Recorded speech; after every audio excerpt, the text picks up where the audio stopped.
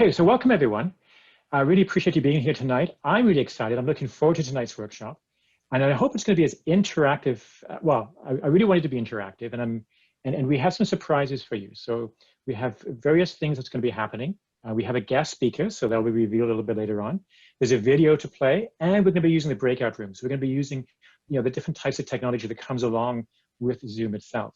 Helping me tonight, we do have, and you'll see the name Wendy Williamson. It's not really Wendy, it is Elton Brown that's there, but he's the Zoom master tonight, so he'll be letting people in because we do have the waiting room activated, and he'll be muting folks if for any reason, people become unmuted and there's some background noise. We also have Deanne, who's going to be our chat monitor, and she's waving there. So if anybody has any questions, because I'm quite happy speaking, and if somebody wants to interrupt me, just chat a question, and Deanne will then interrupt me and let me know that, yep, we have a question from somebody in the audience here. So everybody okay with sort of the ground rules? Yep, okay. So I will begin sharing my deck.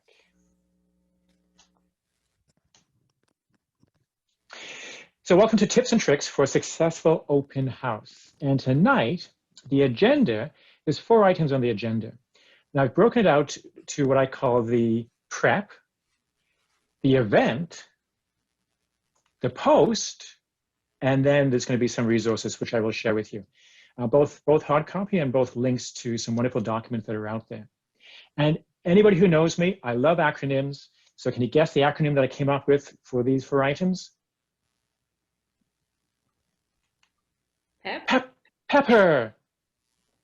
So if you want to try to remember this really quickly, think of Pepper, go prep, event, post, resources. There will be a quiz a little bit later on, so see if you can remember that acronym.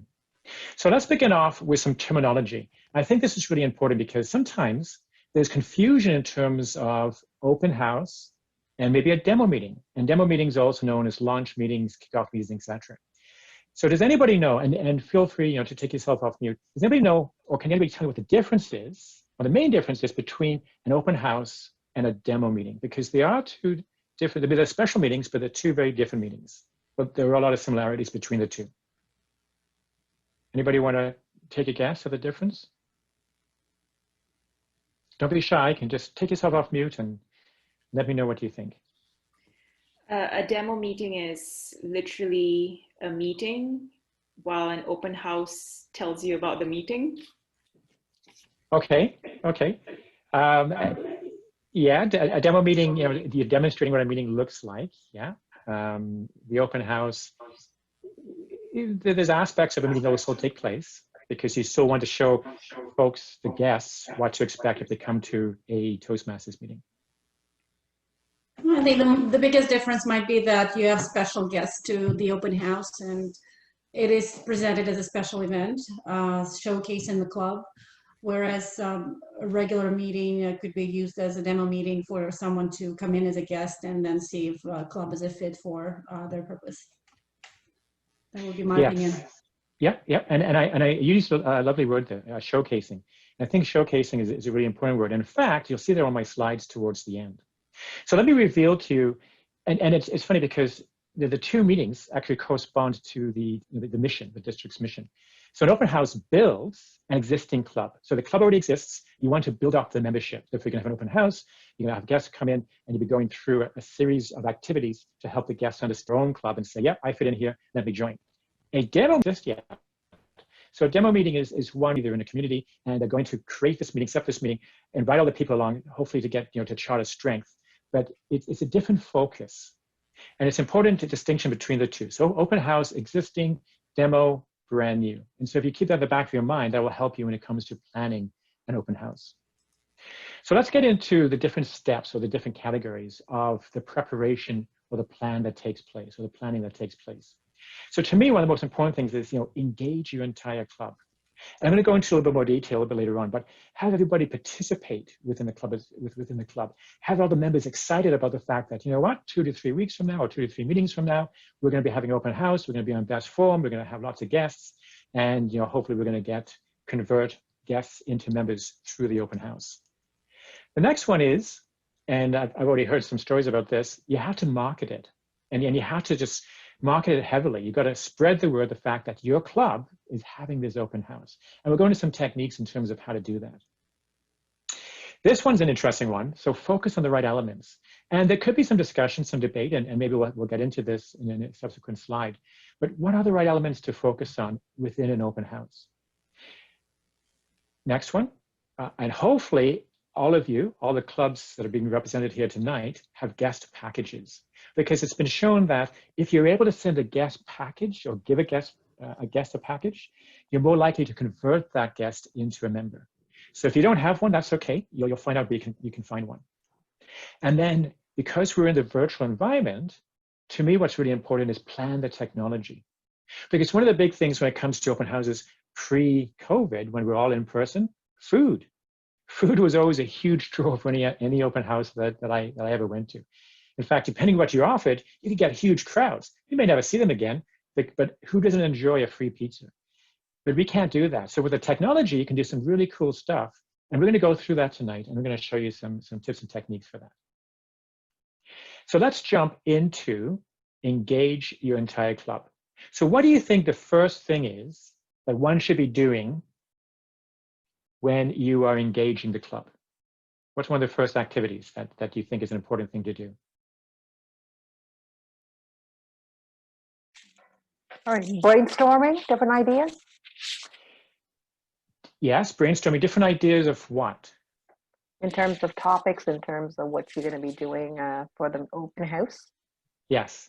Now, what do you have to do before you brainstorm, though? You have to, who sets up the brainstorming? I guess it would be part of the executive team starting that off. And yeah, the executive team can certainly do that. Or you can have a committee. Well, I was going to say, pick a chair. Okay. So pick somebody to organize the open house. And what's great about picking a chair is that in pathways, I'm not sure how many people got to level 5, but level 5 in many of the paths, you have to do an HPL. Now, I actually chose 2 paths. I've got persuasive influence and effective coaching. And guess what? If I get to level 5, I've got to do an HPL as a mandatory project. This is a great opportunity for somebody to complete an HPL as a requirement for the pathways. And now with pathways, because you could do the levels or the projects in any order, it's an opportunity for them to use an open house as an HPL. So pick a chair. The next thing is collectively pick a goal.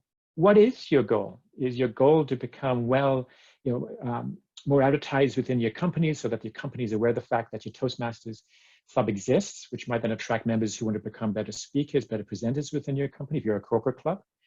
Perhaps it's to increase your membership by 8 people. I mean, clubs have different goals in terms of where they want to be. I belong to one club where we had a good number of people, and when it came to increasing membership, the club collectively decided, you know what, we only want 2 or 3 people. So then as you sort of gear the open house slightly differently, because you don't want a lot of people coming, a lot of people wanting to join, you want the right people coming, and then hopefully you get the 2 to 3 people from that. So collectively pick a goal. This is important. Decide who's going to fill each meeting role. So who's going to be the Toastmaster? Who's going to be the table topic leader? Table topic leader is particularly important because you want the guests that come to participate, and you want somebody who can clearly explain how table topics works, because the guests will never have experienced it before. So they have to understand what the rules and the criteria. So it's important to have somebody that can, speak clearly and help them understand what's going to be happening in this segment. An evaluator. Now, we'll get into this a little bit later on as well, but it's really important to have a strong evaluator, and I'll be showing you a quote to explain that. Guest greeters. Who are the people that are going to be greeting? Now, if you're in person, you can just have people at the door and you can be chatting to the guests as they come in. When you're online, it's still important to say hi to the folks as they join the meeting. So, have some members who are going to be the sort of key guest greeters, and as the folks come online, say hi and ask them how they are, who they are, where they come from, how did they hear about that, hear about your open house. Select a speaker. Now, I got this in the S in brackets because depending on how long your meeting is, I belong to 3 clubs. So one club is 1 hour at lunchtime, another club is 1.5 hours on a Tuesday evening, and the other club is 2 hours on a Wednesday evening. So depending on how long your meeting is, and therefore how long your open house is, you could have more than 1 speaker. But make sure that you pick a speaker, and it doesn't matter whether the speaker is hugely proficient, because that's somebody that, I guess, can aspire to become, or somebody who's just learning, because then they can, relate to the person and say, well, that's probably me the first time I do a speech. So it doesn't matter, the strength of the speaker. It's going to be the evaluation that's going to count afterwards. Any questions? Let me just go back. Any questions in terms of engaging your entire club? There's no questions at this point, though. I would like to ask a question, actually, since we've had two people that's run, at least from what we know, that's run open houses before, so virtually at least. When it comes to guest greeters, and I suppose this is a question for Kerry and Elena, how do you manage guest greeters, if you did, during your virtual open house? Because, everybody comes into a room. Do you chat with them? Do you say hello to them? What was your experiences like? Okay, you want me to go first? Sure. So for ours, we ask people to come 15 minutes early.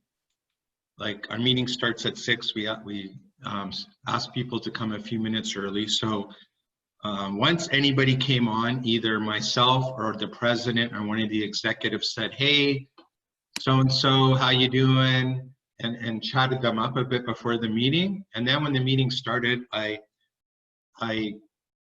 welcomed them, and I asked a few of them, because I didn't have enough time. I said, what's your name? How did you find us? And what do you hope to accomplish? And then at the end of the meeting, I didn't have much time because our speaker ran a bit late. I said, so do we satisfy you? Are we worthy of a second visit? And we invited to come back to our next meeting in October. Oh, thank you. Very good. Thank you, Kerry. No And worries. Elena?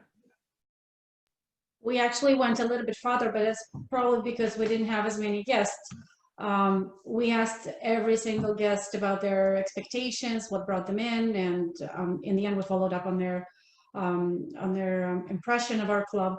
For the most part, our guests were connected to someone within the club. For example, the founder of the club, who invited a lot of individuals from the Toastmasters community.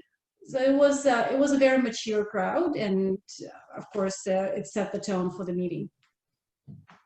Okay, thank you. And you make a good point. Depending on how many guests you have, I've known open houses to have 50 guests. You never have time to go and say necessarily hi to them all, because the meeting would be over by the time you got through all 50 people. So you're right, it really depends on how many guests actually show up for that. But thank you for your perspectives, Elena and Kerry. Okay, market.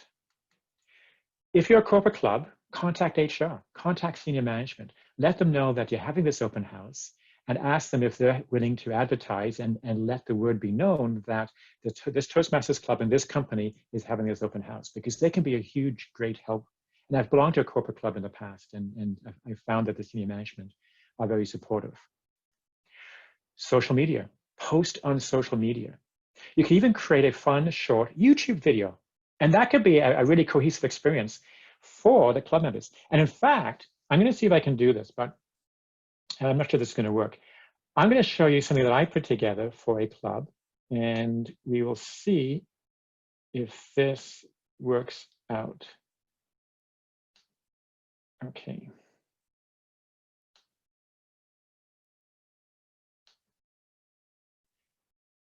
Let me know if you can hear the sound. If Deanna, if you can give a thumbs up. Hello? Oh, there you are. Oh, don't mind me. I'm just getting ready for my next Toastmasters Club meeting. Toastmasters? Why did I join Toastmasters? Well, for years, I've had a lot I've wanted to say, but I didn't know how. I literally felt as if I'd been left out in the cold. And then I discovered the Toastmasters Manual. And that's when a door opened.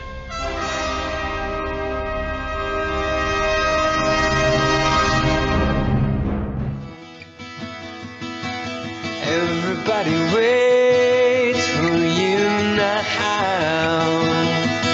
I dare you to move. I dare you to move. I dare you to lift yourself up off the floor. Promises and a world of dreams. Speak the language of love like you know what it means. Toastmasters really inspired me to be a leader inside and outside the club. I was Toastmasters for the first time at our last meeting and really had a good time.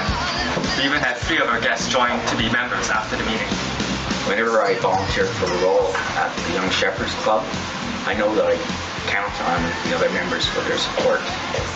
Whenever we get feedback, it's always The constructive. support at Young Shepherds is amazing. I've only been with the club for 1 month and have already completed my first speech and gotten involved in leader roles. The encouragement is phenomenal. I love the people in the club. Everyone is so dedicated and passionate. I knew there was something special about the club, and I know now just how special.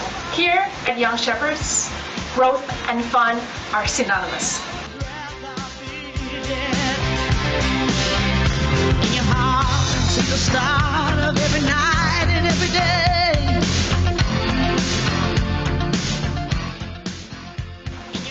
Take 35.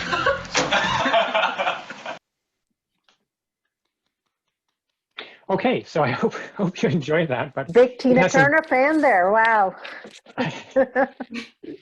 I love all sorts of music and the diverse interests in all sorts of different forms. But there's a lot of fun putting that together. So I mean, it's just some imagination. You can put together a wonderful video, and you can advertise through the video, and hopefully that's going to draw people into your club. So let me go back to sharing the PowerPoint. So there's an example of putting together a short YouTube video. So that's out there for people to enjoy. Somebody already mentioned this, use Eventbrite. And I've noticed Eventbrite, people were, for the contest, for the district contests, a lot of districts went online this year because of the pandemic. And you could just type in district contests within Eventbrite, and people were sort of going to all these different finals. And so it's a great way to find contests, but also open houses, as Elena was mentioning. Meetup, we find at Blossoming Voices a wonderful tool. We have, when we're meeting in person, 4 or 5 guests at every meeting that have found us through Meetup. They put in public speaking, our club would come, and some of them would travel 2 hours to get to our meeting, not realizing that there's a Toastmasters club 45 minutes away from where they were. And so we'd have to sort of explain to them, you don't have to come 2 hours to us. So use Meetup, and we still get guests virtually. And you can Google your city and events, so Toronto and events, and you're going to find various websites, blog.to, toronto.ca, where you can maybe even post the fact that you've got an open house coming up and draw attention that way. So there's a variety of ways through these platforms. Contact local media outlets, so the community newspapers. There's a couple in my neighborhood. You could put an advertisement in there. Who knows who reads them, and might come across your advert and then join the meeting. Offer to be interviewed on live TV, and maybe this might be in Toronto. I'm not sure how successful it would be, but maybe if you're in Oshawa or in Peterborough or elsewhere, they'd be quite happy to be interviewing you, and then you could be advertising your open house. And if you're going to put a video together, hey, go on live TV as well. Just think of the fun of that. Tap into member networks. So some of our members belong to other organizations, or they have these large networks. Ask them to sort of reach out to the networks and say, hey, we're having an open house. Would you like to come? Send invitations to your social groups. So, I mean, many of us do things outside of work and outside of Toastmasters. We might belong to a gardening club. You might belong to a social, a church group. Let them know about the open house and invite those members along. And this is important. Just think, if each of your members brought a guest or 2 or 3 or 4, how many guests you would have. So try to encourage guests to bring at least, members to bring at least 1 guest along, and voila, you'll have double the attendees. And if you can bring 2 along, you'll have triple the attendees. So any questions around the market heavily, or any observations by those people who have had open houses already? Is there a cost for Eventbrite? I'm seeing somebody nod their heads. If it's free, I don't think so. I thought it was free. Oh, there's a free version. It's free. Oh, I yeah. know I put the club officer training, all that stuff on there in my own account. So it's free. Okay, that's good to know. I'm the treasurer of the club, so I don't want to be spending money if I don't need to. So. Yeah. Our club, but we use Meetup, and it is by far the best thing that we get. anywhere from 5 members and up, find us on Meetup. It's gold. Oh, maybe I can connect up with you afterwards to talk some more about that, Carrie. That has been super. We've had it for 3 or 4 years, and we've gotten a lot of members and a lot of guests from Meetup. Awesome. Thank you so much. Yeah. No And the same with us, Carrie, as well, with Blossoming Voices. Yeah. We get a lot of folks through there. The districts or divisions actually have Meetup that you can advertise your club on. So, I mean, that's something else. Speak to your division directors and they should be able to help you out there. Yes, we have a question, Andrew, Yes. from someone in the chat. Also, sorry, Eventbrite is free. Meetup is not free. That's why I was like nodding, but actually it was Eventbrite that's free, but Meetup is not free. And the question is it possible to say a word about Facebook neighborhood groups? Okay, so I am the wrong person to be asking about Facebook because I am not on Facebook. So can anybody comment about Facebook neighborhood groups? I don't even know what they are. Sure, I'll chime in on that. Hi, Andrew. I actually asked the question. Just as a point, I know that even in my neighborhood, where I go attend Toastmasters meetings physically, I'm a member of a number of neighborhood groups. So, for example, there's the Humewood Cedarvale group, there's St. Clair Residence West, and a couple of other groups that are specifically within my neighborhood and specifically within the geographical location of where Toastmasters would meet when we were meeting physically.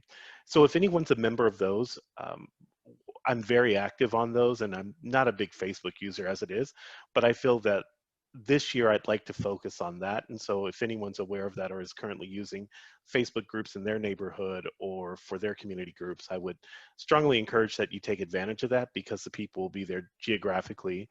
And once we're able to feel more comfortable meeting in person, it would allow those people to continue to meet you in person because they'll be in close proximity.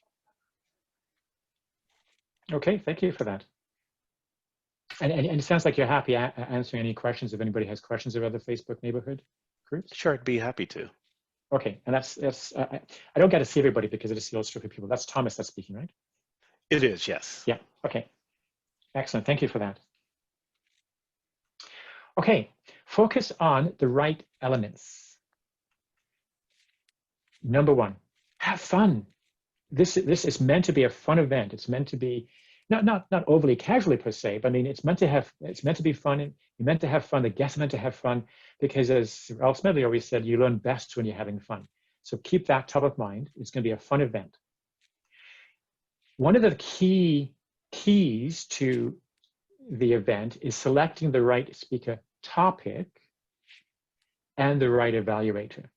And what I mean by that is that the speaker's topic should be how Toastmasters has benefited them. Because the guests are, what's in it for me? They want to hear somebody speak about how Toastmasters has impacted their life. And therefore, they're going to be able to sort of translate and say, okay, I can see that. Yeah, I think Toastmasters is for me. So that's what the topic should be about. And then the evaluator who evaluates the speaker should be one of your strongest. So pick somebody in a club who's really strong in evaluations. And the reason for that is, I'm going to show you, this is where I show you the quote. Some of you may know Fern Parker.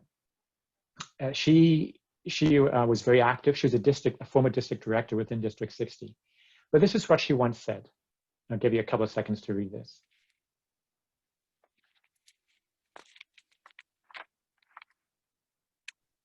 So a strong evaluator proves the value of Toastmasters. Guests think, wow, that speaker was okay. I could do that. But wow, look at the help the evaluator gave her. So when you think about putting the agenda together, find the speaker, the benefits, and then find the evaluator who's going to be really strong in terms of providing the evaluation that's going to provide that value to the guests. And now I'm going to introduce a guest speaker tonight. We have somebody who's going to actually tell us about their experience within Toastmasters. Again, just to give you ideas, a chance for you to see a speaker and what you could expect within an open house, the ones that you prepare for your own open houses. So this is why I wanted to sort of show you various things, just to sort of give you some ideas, seeds of creativity. So we've seen the video, and we're going to have a guest speaker. Deanne, are you ready? Yes, can you hear me okay? I can. I'm going to stop sharing so that we can see you better. So please help me welcome Deanne Razik, my Toastmasters experience, Deanne Razik.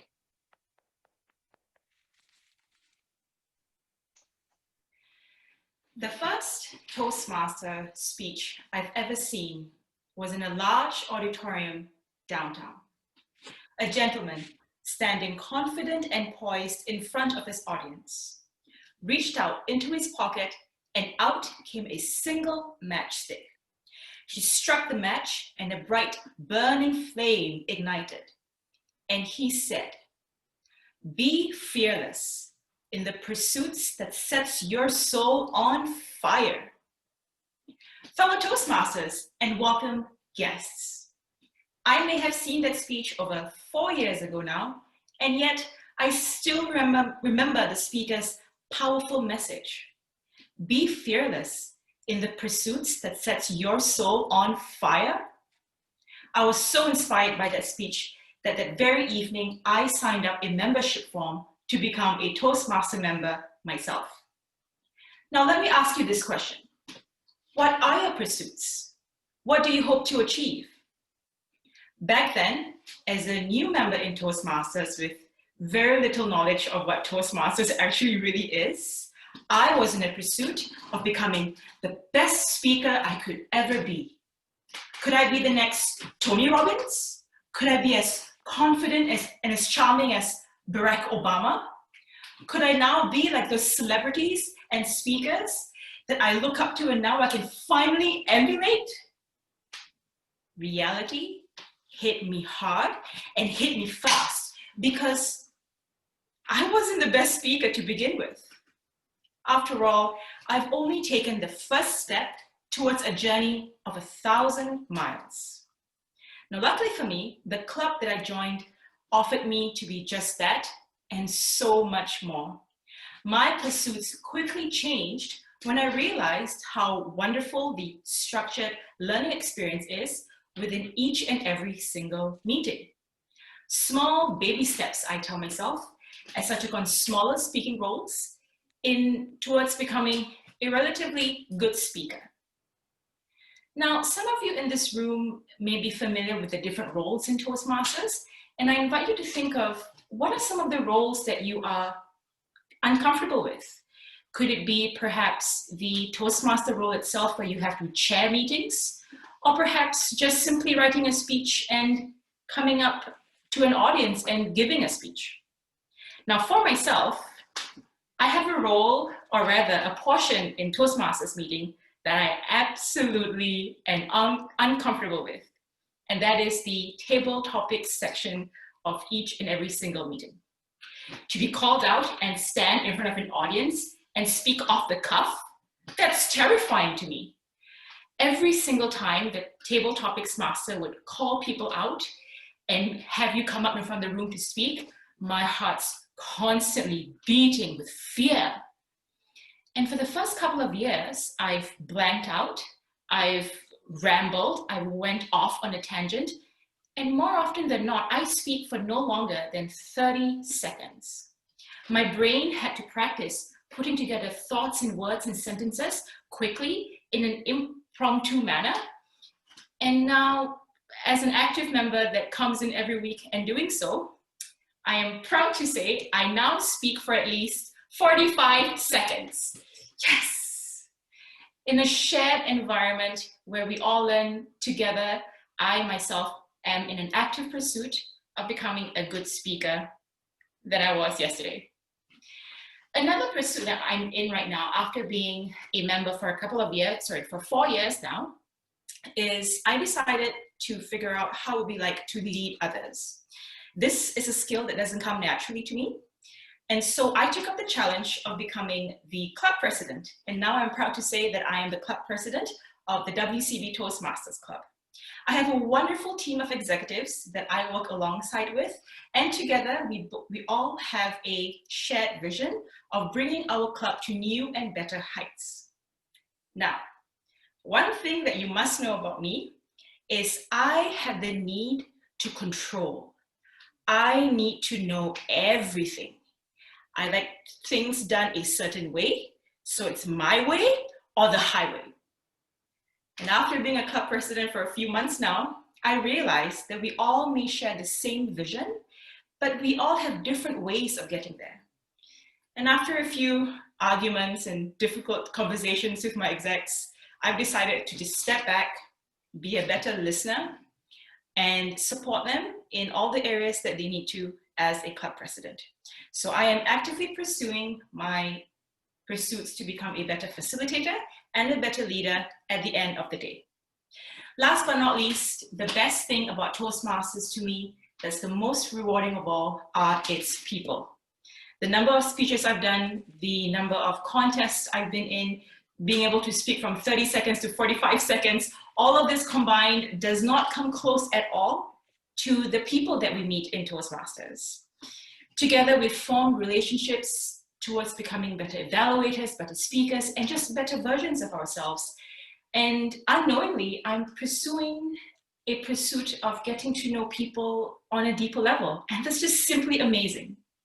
So, fellow Toastmasters, what are your pursuits? What is the flame that gets sparked in your belly when you think about joining a Toastmaster club or a meeting every single week? I will leave you with that question, and hopefully the answer will be one that will guide you towards a successful journey in Toastmasters for years to come. Andrew. Bravo, well done. Wow. I'm sure glad I'm not doing an evaluation tonight. So fellow Toastmasters, there's an example of a speaker, a speech that you'd like to see at an open house.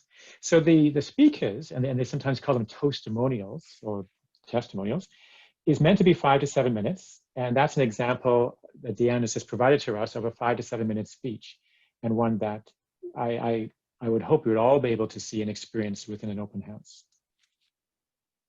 So well done, Deanna. Thank you very much for doing that. Let me go back here.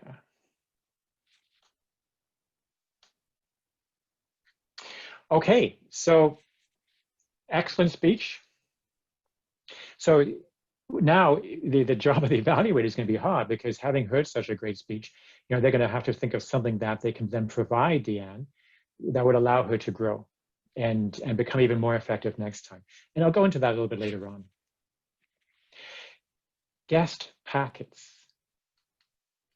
So make sure that you have your digitized version ready to go. Many of the clubs I belong to, we have wonderful folders with lots of paper and so forth, but we've had to convert those into a digitized version. So make sure that they're ready to send to the guests at the end of the meeting. And you can either use your own, or if you don't happen to have one, TI actually has one ready-made. And I'll be sending you a link to the TI website where you can actually go and get a ready-made guest package if you don't already have one. But it's great to have your own, because every club or server has its own unique culture to it, ambiance, atmosphere. And if you can reflect that with a guest package, it's just going to help and encourage the guest even more to become a member. Plan the technology. Now, this is really interesting. And now I'm going to concentrate on the Zoom platform. Some of you may be using other platforms within your clubs. They could be Microsoft Teams, they could be WebEx, but Zoom is the one that I've found to be most commonly used. And I just want to sort of go through some of the settings that you can put into place for every Zoom meeting. And it's something that you need to discuss in the prep in terms of how you want to run your open house. So for instance, technology host, yeah, who's going to be the technology host? So tonight, for instance, Wendy Williamson, aka Elton Brown, he's our technology host. So he's helping me out and making sure that everything's running smoothly behind the scenes. So it's really important to have a technology host. Do you want the waiting room enabled? Do you want guests, members coming straight in? Or do you want the opportunity, for instance, of having them in a waiting room, being able to sort of register them maybe? If you're using Eventbrite, you can check them off. So Elton was doing that tonight for those who registered through Eventbrite. So think of these are things to think about. Do you want the waiting room enabled? Naming conventions. How do you want your members to name themselves so that the guests realize, oh, this is a member of the club. I can chat to them. And how do they want the guests to name themselves? So think about the naming conventions you like to have in place for the people that are joining your open house. Muting. A lot of settings within Zoom. You can have people join a meeting already muted. You can have them join already muted and unable to unmute themselves. So therefore, the technology host would have to do that on their behalf. So there's all sorts of different settings for that. You can have people just come straight in, et cetera, et cetera. So think about what you want to do when it comes to muting. Participant panel. So for instance, at the bottom of the Zoom controls, you're going to see something called participants. You can open it up, brings up a panel, and then you see everybody's listed, and people can raise hands to get people's attention. So I can raise my hand. Somebody can say, "Oh, Andrew's got his hand raised. He has a question," and you may decide, no, we won't use that, because what we'll do instead is we'll use the chat panel. So if somebody has a question, which is what we're doing tonight. So if anybody has a question, they can set it in the chat panel, and Deanne will alert me. But what's interesting about chat is you can limit how chat is used. So for instance, sometimes I've been in meetings where people are chatting to everybody, and there's just so many chats going that it's sort of distracting to what's taking place within the meeting itself. You can disable that. You can do a setting that says participants can only chat with the host, for instance. So you have to decide, what criteria you're going to use when it comes to chatting. Polls. Are you going to be using polls? Because polls is a wonderful technology. And Elton, can you launch the poll? I'll just give you an example. So I just have a poll for tonight. And Elton, if you can launch the poll that's there.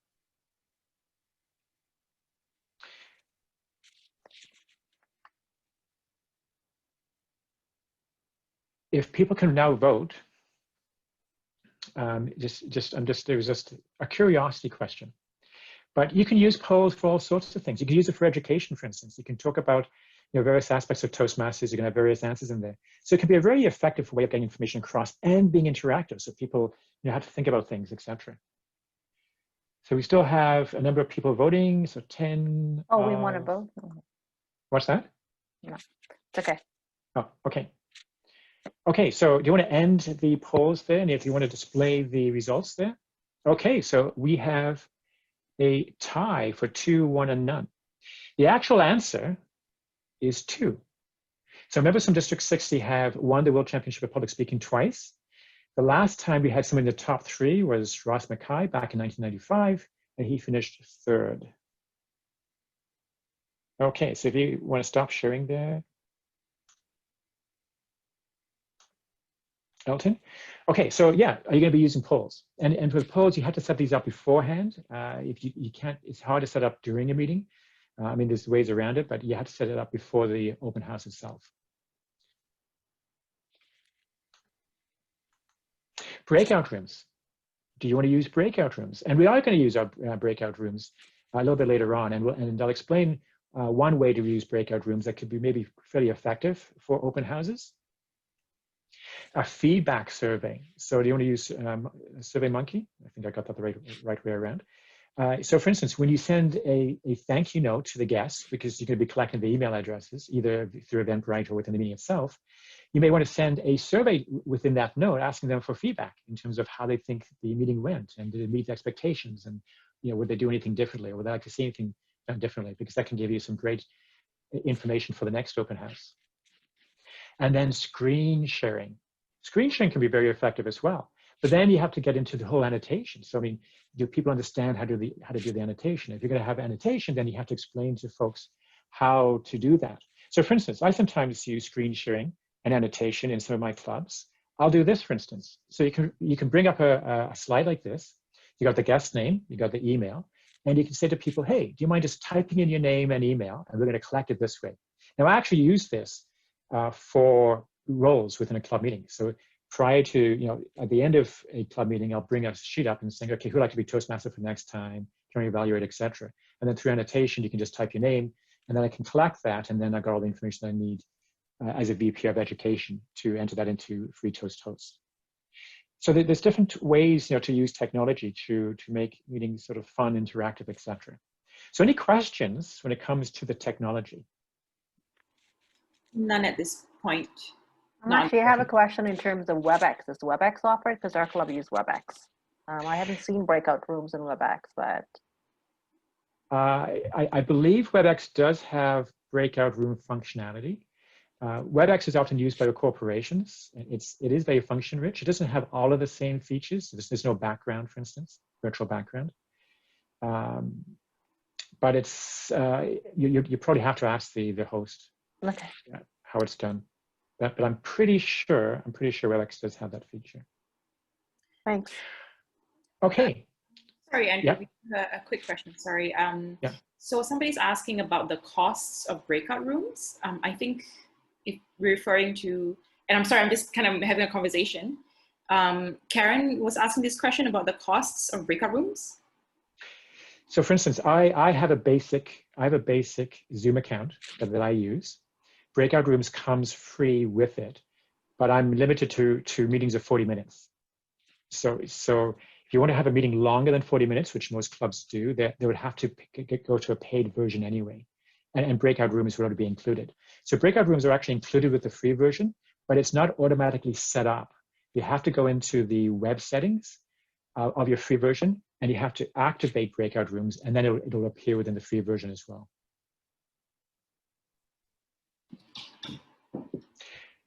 So we've just gone through the prep, and the preparation is the biggest part. I mean, that's where all the planning is done in terms of making sure that it's going to be a successful open house. So the event itself, the logistics. So for logistics, a couple of tips.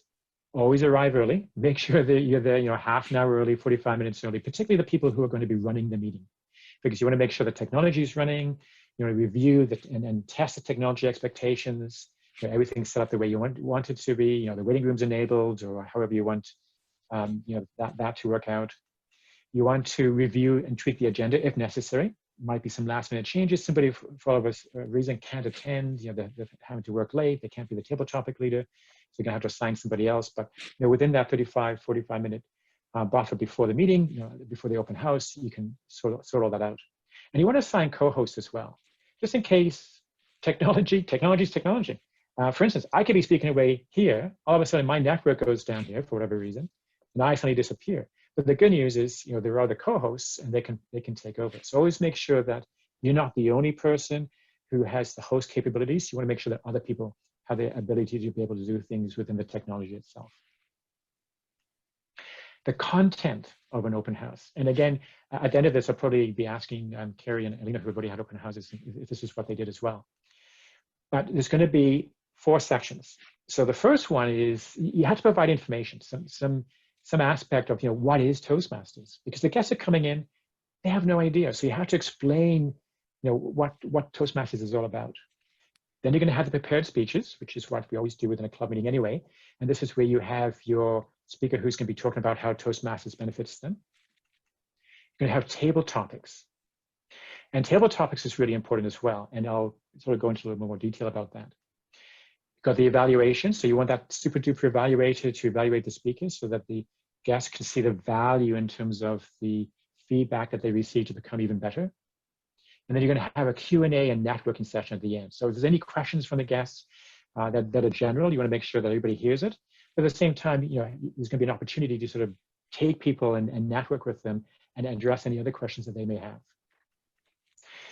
So what is Toastmasters? Well, here's the really interesting thing. So on the TI website, they actually give you a PowerPoint that you can just simply present and share at the meeting. So you'll see that there's 11 slides. It's got the slide, it's got the speaking points as well. So you'll see there's notes there. So actually it goes into the important aspects of Toastmasters, how long it's been around, the benefits, the educational program. They provide it all to you. So you don't even have to make any, I mean, you can customize it, you can make your own. But if you want to, you can just go to the TI website and you can use the PowerPoint presentation they already have for this segment of the meeting. The prepared speeches. I mentioned the fact that, find a member speaker in terms of how Toastmasters has benefited them. Somebody mentioned this earlier. You can also ask a guest speaker to come as well. It could be a known Toastmaster, but what's important about having a guest speaker is that their topic, their speech be about why communication and leadership is so important in today's world. Because that's the whole point of joining Toastmasters is we want to become better communicators, better leaders, where leaders are made. And so if you're going to have a guest speaker, make sure that that is their topic. Table topics. Fun, easy, inclusive. Make sure that the topics you come up with, it's not going to offend anybody, and anybody can answer the questions that you have, and it's a great way to to up the fun factor of the open house, and take advantage of the technology. And so what I want to show you here, I'm just going to stop sharing because this is what I do when I'm a table topics person, leader. And some of you are probably familiar with this. So I changed my background to Welcome to Table Topics. So you can actually see the question that's going to be coming up. Why did you choose the career that you did? And I can just flip quickly between them. Why does McDonald's not sell hot dogs? So just something to think about in terms of using the technology when it comes to table topics. Now, there are other ways of doing it. I mean, you can use the chat as well. You can put in the table topic within the chat. But you want to try to make it as easy as possible and as inclusive as and easily seen by everybody in terms of when it comes to the table topics. So any questions? Yeah, how did you get the questions in there, Andrew, to show up in your background? How are you doing that? So within Zoom, there's at the bottom it says Stop Video, and there's an arrow next to it. If you click on that, you can choose a virtual background. And within the virtual background, you can add images. So what I did is I created PowerPoint slides of all the table topics, and then I took pictures of the slides and uploaded them into Zoom, so that when it came to the table topics, I can just click on each of the pictures and go through each of the table topic items. Okay, thank you. So, but you're still in the picture. So I know how to change a virtual background. So it's the same as changing a virtual background in your screen? Yes. Yeah, okay. Yeah. So I made sure that the words are over this shoulder. So I can still stand or I can still sit here, and the words pop up over here for you to be able to see as a table topic speaker. That's a great idea. We just use a chat feature in our club, so that's good. Yeah, so there's, and you can actually save videos in PowerPoint. So if you wanted to, you could have the table topic scroll around and stop, and so this, again, sort of the fun fact in terms of taking advantage of the technology. Okay. I have a question, Andrew. Yes. When we chose our topic for the open house, we had a few ideas, and then the obvious choice was a topic that related to sort of COVID situation and how to come out as a winner. The topic that you're proposing, is it sort of a rule of thumb, or is it recommended that the topic revolves around Toastmasters' role and its members' lives, or is it are these guidelines from Toastmasters International, or it's pretty open? Yes, these are guidelines from Toastmasters International. So they will recommend that when you have speakers, have a member speaker that's going to talk about how Toastmasters has benefited them. You're going to have a guest speaker that talks about why the importance of communication or leadership within today's world, because you want to revolve it around what Toastmasters stands for and what Toastmasters as an educational institution brings to the forefront, or the competencies that they will teach you. Because at the end, you want the guest to understand what's in it for me. Why would I join Toastmasters? And so you've got to sort of tie the two together. I see. I thought it was for the love of speaking, but yeah. Okay, that's a good insight. Thank you. Okay. Just doing a time check here. Okay. So the evaluations. Now, evaluations is a whole other topic. In fact, I do an evaluation workshop. But what I just wanted to sort of briefly mention is when you have the evaluator, you want the guests leaving thinking, that was really helpful, really encouraging, etc. So a great framework is the glow, grow, glow. Right? You start off with some of the strengths. You then provide some feedback in terms of how to make the speech more impactful, and then you finish off with the wow factor. And it's a very nice way to sort of do the evaluation. And I even call it the 3-2-1. So you three did wells, 2 areas that would be making the speech more impactful for you, and then one amazing strength that the person has. And there's always two questions, or there's always two things that need to happen in any evaluation. It needs to be motivational. The speaker needs to leave feeling good. You want the guests to see that they leave feeling good. And you want to provide growth points so that the guests can see that, yeah, this is worthwhile. I'm going to learn what I can be doing differently to make my speech even better. So those are two things that always need to occur within the evaluation portion of the content. And then Q&A networking. Somebody already mentioned this in terms of, you ask the guests at the beginning, how do they find you, or what the expectations are, but allow time at the end for questions and comments from the guests. Again, it depends how many you have. If you've got 50 guests, you may say, would any guests like to provide some feedback? And you may get 4 or 5 of them doing that. Post a link in the chat to the Toastmasters magazine. So it's free. I mean, I could go to TI right now. I can look at in fact, there's a magazine tab. I could look at September. I can click on it and I can start reading it. Take that link, put it in the chat box, and it allows the guests to then have the link, and they can click on it, and up will come the magazine, and they can see the value for themselves. So that's something I find that's really helpful. And then, and in fact, our guest speaker tonight, Deanne, actually gave me this idea. Use breakout rooms for additional networking afterwards. So assign a couple of guests to each breakout room, along with a member, and this has all been prearranged beforehand, for additional Q&A and information sharing in a much smaller group setting. So sometimes when you're in a group and there's 30 people there, you might be a bit hesitant to even say anything. But if you're suddenly in a breakout room and there's only 2 or 3 of you, you're much more likely to ask you questions. And when you've got an experienced member there and you've got the 2 guests, you can have a really good chat. And it's a great opportunity to help the guests understand what Toastmasters, again, emphasize those points, what Toastmasters is and the benefits and the value they're going to receive from it. And you can ask any questions, and you can just sort of wrap it up and say, hey, we're going to send you a membership or guest packet. So think about having that at the end. Just out of curiosity, has everybody used breakout rooms? And maybe Deanne, you can tell me who's nodding and who's shaking their head. Is it half? Is it? So nod your head if you use breakout rooms. I see 3 people nodding, 4 people 3 nodding. people nodding? Yeah, there's a few people nodding, yes. Okay. If there's time, we'll use breakout rooms tonight so that you can get a flavor of what it's like. Okay, the post. So what happens at the end of an open house? You connect with the guests. And you connect with the guests by send a thank you note.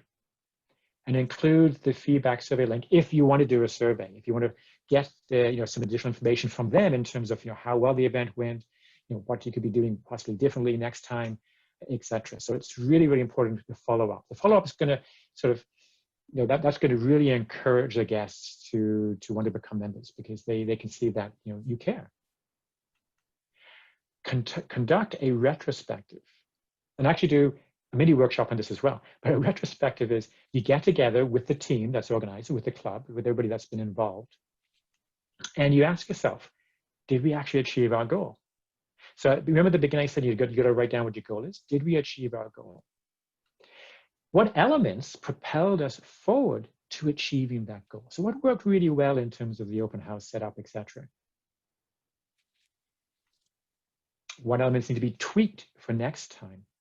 So here's the thing about an open house. It's not a one-time event. It's meant to be something that you do an open house, you learn from it, you take these notes, because you're going to be having an open house again another 6 months, another 3 months, depending how many times a year you'd like to have an open house. But each time it should get better and better. So it's something that you accumulate, you become better at. And therefore it's important to understand what's worked well and what needs to be tweaked for the next time. And then if you can even think into the future in terms of other obstacles that might come into play, for this open house, but it could for another open house, think about those, because they should be considered for the next open house. So it's really important to have a retrospective in terms of getting together with the organizing committee, with the chair. The chair should be organizing this, and just talking about how things went and documenting it, putting it in a directory on Free Toast Host or an Easy Speak or wherever you want to keep it, so that members can reference it next time. And then the resources. So I'm going to be sending you after this workshop, probably not tonight, but over the next couple of days, I'll be giving you a link to the open house material that's on the Toastmasters International website. Michelle Spear does a wonderful workshop when it comes to open houses, and she's got a checklist that just sort of puts everything together and you know, courses you to think about various aspects of or what you want to include in open house. I'll be providing that to you, so that's courtesy of Michelle, and I'll be providing you an online meeting logistics. This is a document that I put together along with Kareem and Danielle, and there's some great tips in there as well. So it's a sort of a summary of some of the technology aspects that we went through tonight. So in summary, remember I said there's a quiz? What were the 3 Ps, or sorry, what was the acronym that I had at the beginning? Pepper. It was PEPPER, and PEPPER stood for? Prep, event, post, and resources. Excellent. And just to confuse things, I still have PEP, but now I'm saying plan, enjoy, and profit. And with that, showcase the culture of your club at your open house. And the floor is now open up for questions. So does anybody have any questions? And I'm very happy to have feedback as well in terms of what you thought of the presentation. Could we talk about table topics in terms of what kind of questions we should have for table topics? That's yes. So it's important to have. I mean, I was mentioned before, something that's fun, easy, that's inclusive. So here's a fun one that I did at one of my clubs. And tell me what you think of this one. And it's something. Did anybody here watch AGT? So out of curiosity, America's Got Talent. No. So there's a spoken word artist that won this year. His name is Brendan Leake, and he did a wonderful segment in which he took him from being 5 years to 10 years to 16 onwards. And so I converted that into a table topic. And what you can do is you can say, okay, what we're going to do tonight is we're going to tell a story. And it's going to be a story about the life of an individual. And the agenda doesn't matter. So we're going to start at 5. And you as a table topic leader would start this off. So you give everybody an indication. And you can say, you know, as a 5-year-old, I'm going to tell you a little story. And then the next table topic speaker is going to jump to the 10-year-old and tell a story. And then the next one to the 15-year-old. And then the 20-year-old, 25, 30, 35, 40. And you can get all the way up to 80, 85, 90. But you've got to take on the persona as you age and, you know, come up with a story. So I always found that, I find that one sort of a fun one to do. But, yeah, sounds like fun. Yeah. And if we have time, because we do theoretically have until 8:30 and it's 8:05, we could break out into breakout rooms, and you can experience that, into groups of 3. We can brainstorm different table topic ideas and then come back, and then we can accumulate them all, and then we can send them out to everybody everybody that's in the meeting tonight, so that we have these ideas for the open houses.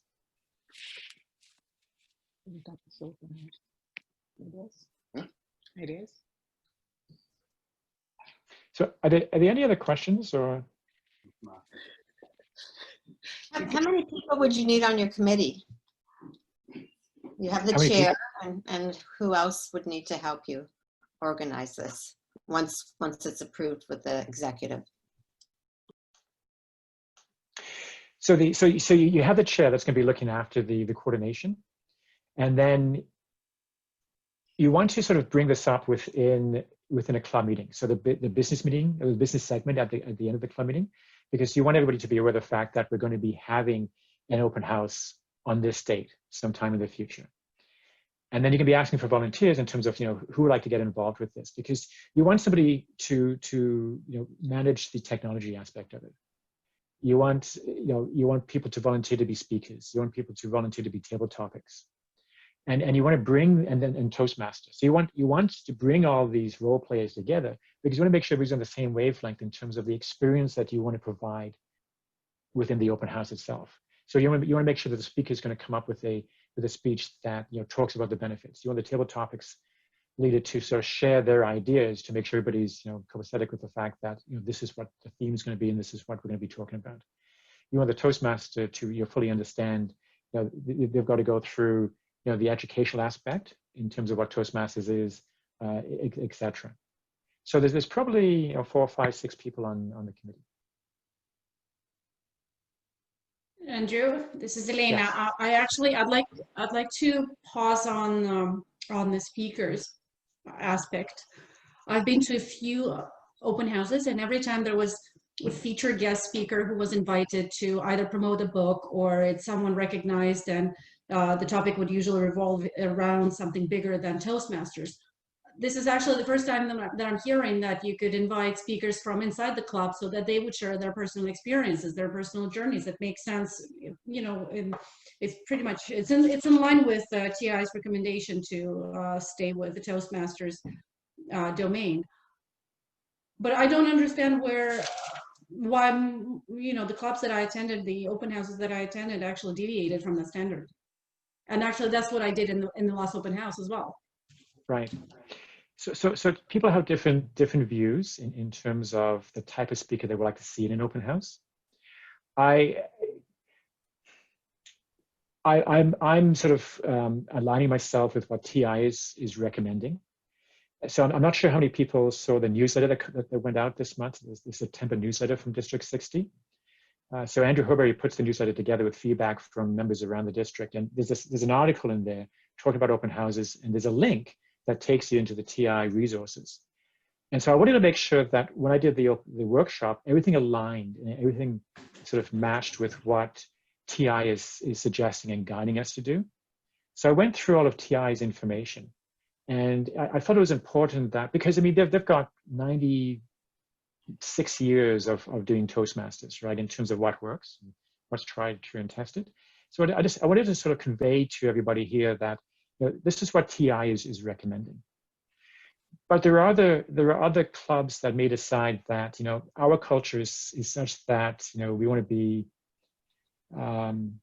we want to pursue this theme, and therefore we're going to invite a speaker that's going to talk about this aspect or this topic, and therefore guests, if you join us, you can expect us to sort of maybe have more experiences of this sort. I can't say for sure why clubs choose to go with different types of speakers. I'm just aligning myself with what TI would recommend. I guess I just had a misconception of what the open house was supposed to be about, but it makes a lot more sense to actually stay with this narrative, to promote the Toastmasters to people who don't know much about it. Right. Okay. And for instance, I mean, a guest speaker could be a city councillor, for instance, and that might draw a crowd. And but as long as the city council talks about how important it's when it comes to politics and local politics, being a communicator, getting your message across, being able to debate within council, being heard, being persuasive, having the influence, and Toastmasters will teach you all of that. So make sure that they sort of align to that. If you're in a corporate club, for instance, it's nice to have a guest speaker who's an executive within the company, an executive who supports Toastmasters. So I help charter Spin Masters or Spin Speakers at Spin Masters. And one of the best things I went to is they actually had a senior VP there who came in, and he drew a crowd. He drew a big crowd, and he was very supportive of Toastmasters, and he had some nice stories to tell. And that helped because they charted and the membership grew. So again, as long as it aligns with the values and the competencies that the Toastmasters is trying to impart to all of us, I think that should be fine. Having a non-Toastmaster speaker. Thank you. But I think there should always be at least one speaker who is a member that can talk about how they've grown with Toastmasters. Can I? So for my club, sorry, are you done, Andrew? Can I say something? Sorry, I didn't mean to interrupt. Hello? Okay, sorry. So sorry about that. So for our club, we have speakers all the time. But what we do for the open house is we get the best people, like world-class speakers that aren't. Some of them are Toastmasters, some of them aren't. But these are like professionals that speak to big crowds. So we always get the cream of, we always get really good speakers at open house, and it generates some interest. But what they do is they promote our club. As part of their speech, they'll say how awesome Toastmasters is and how much it's helped them, and they'll give us a free plug. So that's how we kind of combine the two. That's not necessarily what is recommended, but that's how we do it, and that seems to work. We've been doing it for the last 3 years. We get like really good speakers, and they're true to Toastmasters, and they love Toastmasters, and they promote it as much as they can, and they even do it without even us asking. They're happy to do it. Wow, that sounds great. I think we lost Andrew for a second, so I think maybe he might just. Maybe it was something I said.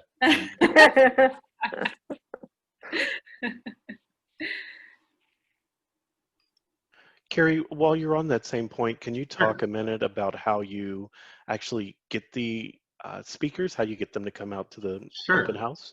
So, so my club, we're project managers, and what we do is a bunch of us will go around to different events and get speakers from events. So there's a project management institute, and they usually have speakers. And whenever I go to an event and I see a really good speaker, I'll go to them at the break and, hey, want to talk to us? And we've picked up 3 or 4 incredible, they're happy to do it. They're happy to do it. But recently, some of the people have had professionals that work in their organization as coaches or whatever, and they're come and speak to us as well. So we had a month ago, one guy has a friend in London, England, and he spoke to us. So it's through networking connections, and we've had some people, we have some people that are regulars. They'll come and talk to our club like every year. So it's word of mouth, and anytime anybody has an idea for a guest speaker, well, and sometimes we've even had some even found us. They found us on meetups, so different ways. Is that good? That's awesome. That's perfect. Thank you. No worries. Well, sorry about that. I missed everything you said, Carrie, because I had a blackout here. The lights all flashed. Everything went dead. I lost internet. I didn't mean to predict this earlier on in my workshop, but I've only just been able to. I thought you did it on purpose, just to prove about the technology. No, it was really funny because all of a sudden everybody just froze. Everybody just. So I'll just say, I won't repeat everything, but I'll just say. Don't do that. I'm just going to tell you one thing quick that we do is we have a really high quality guest speaker that comes in, but he also promotes our club and Toastmasters during his talk. So that's how we merge the two. Okay, that's good. Yeah, that's good. Any other questions? How do people feel about just, oh, yes, Karen. Yes, I had a question about guests who come if they need to do a photo release or video release, and should you be recording the session? Excellent question. So you can only record. So when you have an open house and you have guests, they do have to give the permission to be recorded. And so what you could do is you could say, we are going to record the session. If you're not comfortable with having your image up there, you'll have to turn your video off. Okay. And maybe that's something that you discuss as an executive to say, if you get too many objections, do you even record the session? Because you don't want to put guests off per se. Thank you. At our open house, we did not record the session because it's just too difficult to ask like 40 people to get their permission. But what we did is we took a group photo, but I told everybody we're taking group photos. So if you don't want to be in the picture, turn your video off. And a few people did, but most people were okay to have their picture taken. So we gave them the heads up first. Yeah, you're very good. Okay, I have a suggestion, if everybody's okay with this. Are you okay if Elton sends us off into breakout rooms of 3 people? We brainstorm some ideas or table topics, come back into the main room after, let's say 7 minutes. People can type their ideas into the chat box. I'll collate everything, and then I'll send it out to the entire group.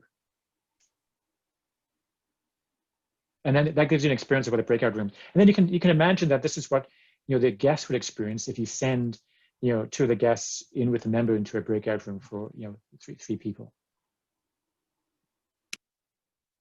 Yeah. Okay. Elton, are you there? Yes, I am. So do you mind creating breakout rooms of 3 people, please? Yes, I have that. And we'll send folks in for 7 minutes. 7 minutes, okay. Yeah. And then we'll bring them back. And then if folks can then type in the suggestions, I'll then put a list together, and then we'll have suggestions for table topics for open houses. Okay, here we go. So everybody should receive a message or an invite into a breakout room.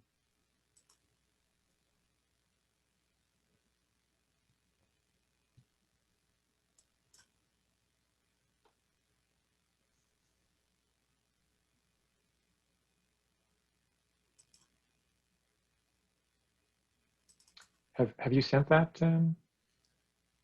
Elton? Okay. Okay, I have the breakout rooms. The options are set. The timer is set. I say open all rooms. And it's not opening. No, technology, don't fail us now. Not now. Well, while Elton's doing that, and maybe you'll all disappear really quickly when he does open them up. Any feedback from me in terms of the workshop? Amazing job, Andrew. Oh, thank you. Thank you so much for doing this. Really great suggestions. Excellent. I wish I actually attended one before I organized the previous open house, because I did a lot of things not wrong, but I had a different take on a lot of things, and without any sort of in-depth mentoring or coaching from anybody. So it was really, there's a lot of stuff I can improve after this. It was a great workshop, Andrew. Really enjoyed it. Yeah. One thing I want to say is there's nothing stopping you from having another open house. You can have as many as you want. Yeah. Like if you could have one in a month or two if you thought it was like you could have one every meeting. I mean, not suggesting you would, but theoretically there's no limit to how many open houses you can. Thank you, Andrew. Very informative. You're very welcome. And I see that the breakout rooms are open. Yeah. Sorry, Thomas. No worries, Sandra. I'm not sure what happened. Okay, well, Nice I like to think everybody's safely back, so welcome everybody back to the main room. So you've got a taste for a breakout room for those who have never been to a breakout room before. We had 2 tastes there. We had one where we all went to the same one, and then we got broken up into smaller ones. But it's just an indication of what you can do with the technology. So, at the end of a meeting, you could send, as I was saying before, send a couple of guests along with a member into a breakout room, and they can have a more sort of intimate conversation about the benefits and value of Toastmasters. Now, for those of you, I think there are 3 breakout rooms. So I've got notes from my breakout room. For the other 2, can they just type into the chat really quickly what ideas they came up with? And then what I'm going to do is I'm going to collate all the information together and then send it out to you. And then we've got a list of different table topic ideas. And with that, it's exactly 8:30. Look at that. It's exactly 8:30. So I'm gonna officially end the workshop. And I really, again, thank you very much for coming tonight. I've enjoyed being with you. And if you have any questions, never hesitate to reach out to me and let me know. Thank you so much, Andrew. You've been wonderful. Thank you. Thank you. Thank you. Thank you. Nice meeting everybody. Bye. Thank you. Bye. Thanks a lot. Thanks, Andrew. Nice to see Thanks, everybody. Andrew.